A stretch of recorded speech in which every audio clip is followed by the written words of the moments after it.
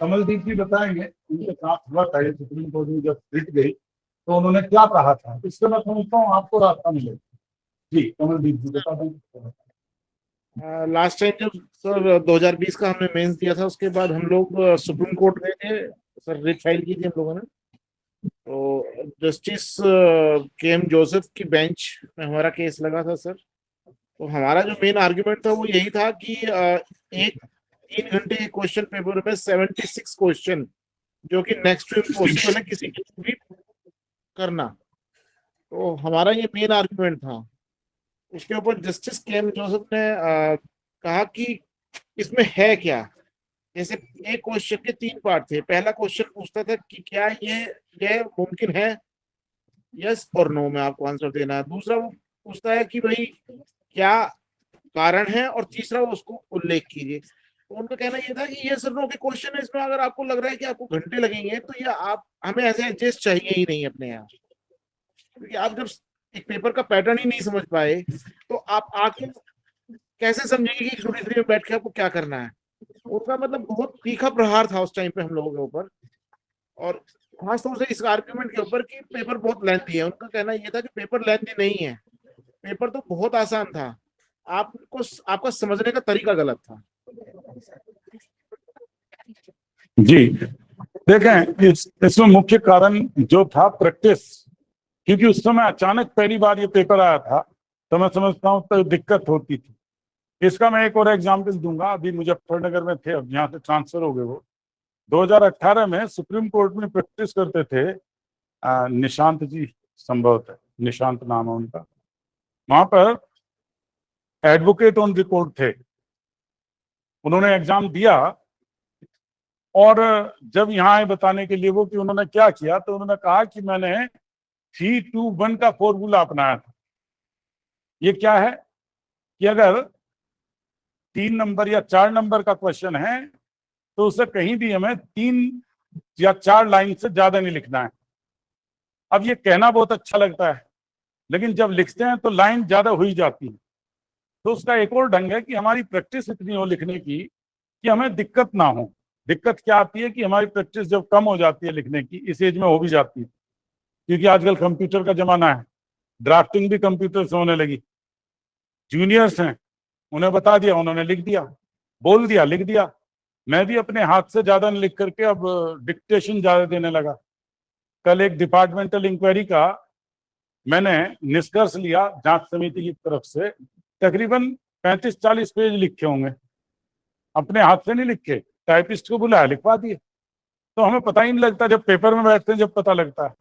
तो एक आपको ये जरूर करना है, रोजाना 2-4-5 क्वेश्चन हर सब्जेक्ट से लिखने के लिए समय लेना है। और लिखना कैसे, जो आपको लो मालूम है, मैं दूंगा क्वेश्चन तो खैर हम सभी देंगे, उनको पढ़ाने के बाद, डिस्कस करने के बाद लिखने की प्रैक्टिस आपको करनी, और टाइम के अनुसार। टाइम मैनेजमेंट सबसे महत्वपूर्ण होगा। ज्यादा से ज्यादा एक क्वेश्चन के हल करने में यदि आप 5 मिनट से ज्यादा समय लेते हैं, एक का मतलब उसके 2 टॉपिक जो हैं, तो फिर परेशानी होगी कि बहुत लंबा पेपर होता है। और छोटे छोटे आंसर आप दे करके चलें। केस लो हो तो केस का नाम जरूर डालें, या फिर उसमें कोई लीगल मैगजीन हो तो वो जरूर डालें, या फिर सेक्शन का संदर्भ हो तो वो जरूर डालें। एनालिसिस, प्रॉब्लम का एनालिसिस भी जैसे मैं पीसीएस जे के लिए कराता हूं, इतना लंबा नहीं करना है। उसमें हम लिखते हैं रेलिवेंट प्रोविजन, ये सब उसकी जरूरत नहीं है, सीधे एनालाइज करें 3-4 लाइन में, जो कि जजमेंट का जिस्ट होगा।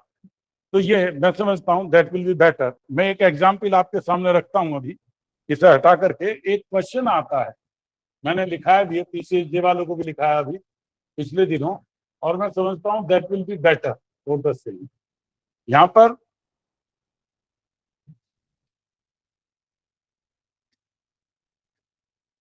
मैं आपको दिखाना चाहूंगा, इसके साथ कुछ चीजें हैं जो मैंने दी है, उन क्वेश्चन को आपके लिए भी करना है।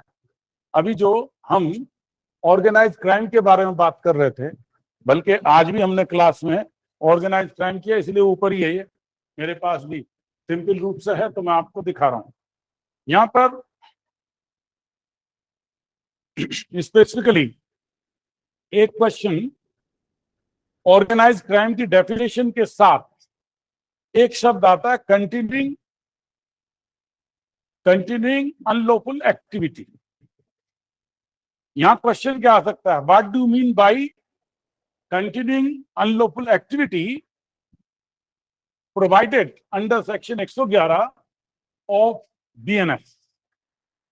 अब इसका आंसर कैसे लिखेंगे, एग्जाम्पल दे रहा हूं सिंपल रूप से आपको। इसके संदर्भ में जो उसके अंतर्गत एक्सप्लेनेशन में जो चीज दी गई है, एक्सप्लेनेशन के बिना आप उसे ना लिखें।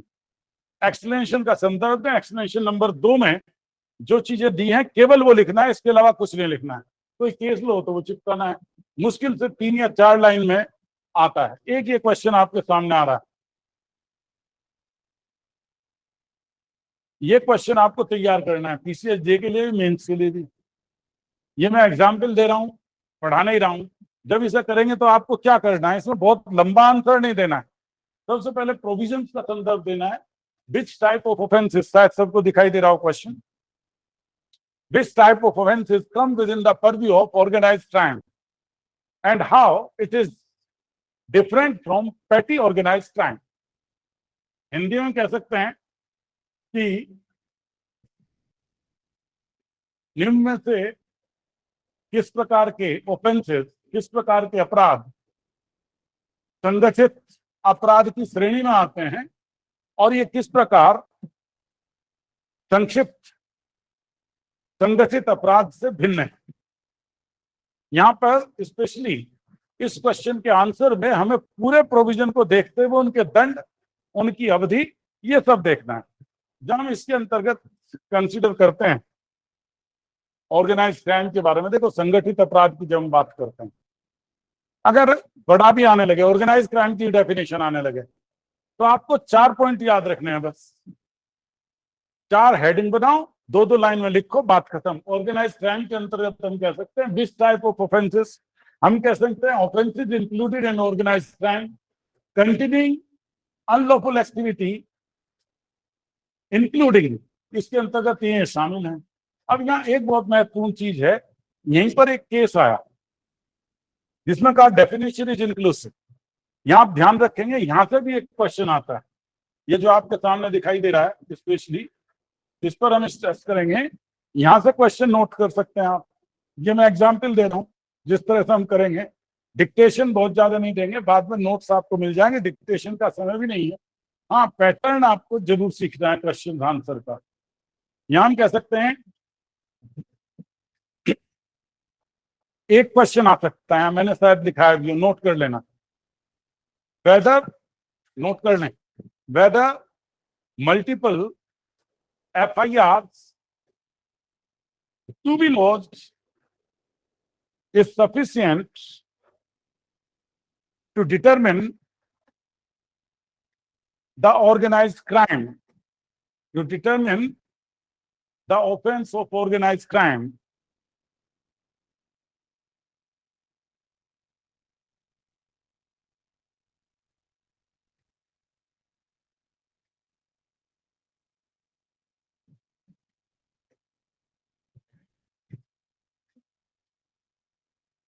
अभी एक नए कैंडिडेट जुड़े, नए शायद जुड़ने में दिक्कत रही होगी। फराना खातून जी समय पर आ जाएंगे तो फायदा होगा, क्योंकि अधिकतर चीजें हो जाती हैं उस समय तक। आज हमने केवल एक सिस्टम डेवलप किया है कि किस तरह से हम स्टडी करेंगे, क्या पैटर्न होगा। अभी तक जो मैं कमी महसूस करता था वो ये करता था कि हमने क्लास तो ले ली, लेकिन क्या तीनों कॉन्सेप्ट, तीनों चीजें, language, general study, current affairs और लॉ, क्या हम बराबर पेस के साथ चल रहे हैं। सिलेक्शन के लिए तो तीनों चाहिए, मिनिमम मार्क्स जीके में भी चाहिए, तो सबको रखते हुए व्यवस्था की गई है। और मैं ये एग्जाम्पल के रूप में आपको क्वेश्चन लिखा रहा हूं, उसे नोट कर लें। Whether multiple FIR is sufficient, या नहीं अभी, whether multiple FIR are sufficient for determining the criminal liability, for determining the criminal liability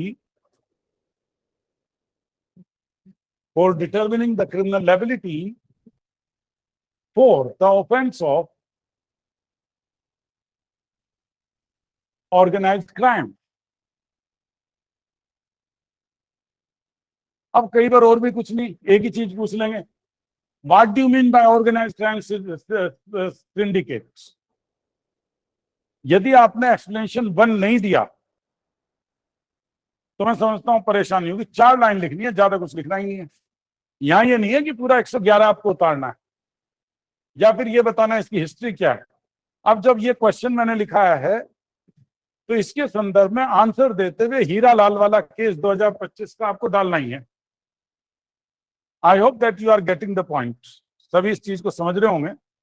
जो भी बाद में जुड़े हैं उन्हें मैं बताना चाहूंगा कि काफी देर हो चुकी है, क्लास शुरू हुए और क्लास के आज तो ऑर्गेनाइजेशन का आज तो क्लास हमें लेनी नहीं थी, ओरिएंटेशन है एक तरह से। तो यहाँ में ध्यान रखना है कि Hira Lal versus state of MP का संदर्भ यदि आप दे देंगे तो आपके नंबर बढ़ने की संभावना हो सकती है। ये लिखना उतना ही है और आंसर में केवल ये 4 लाइन आ रही है जो आपके सामने लिखी है नीचे। यहां आपको केवल लिखना है for organised crime mere multiple FIR are not sufficient. Question क्या था, उसके कोरिलेशन में एक शब्द नहीं लिखना है, आपको केवल ये लिखना है the offence of organised crime is introduced under section 111 of BNF।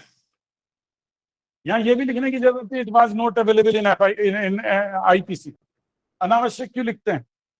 In the case of Hiralal versus state of MP, honourable supreme court determine the question that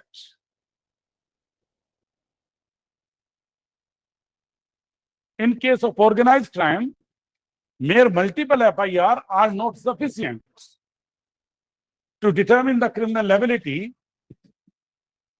for that offense. It is necessary, note kar lena, it is necessary that the charge sheet must be submitted. Charge sheet must be submitted and cognizance has been taken on such charge sheets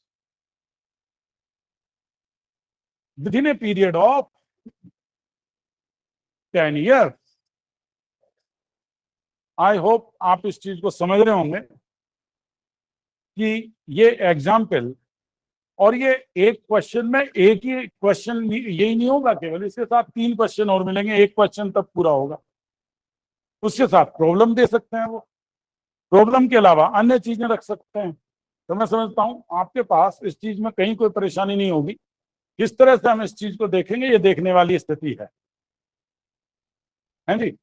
यदि आपके पास समय हो और लंबा लिखने का अवसर उपलब्ध ना हो तो एक दूसरा ढंग है, इंग्रेडिएंट अगर पूछें तो एक चार्ट के माध्यम से आप बना सकते हैं, संभवतः जल्दी बन जाएंगे। लैंग्वेज लंबी लिखना मुश्किल होता है, छोटे मुंह से किया जा सकता है।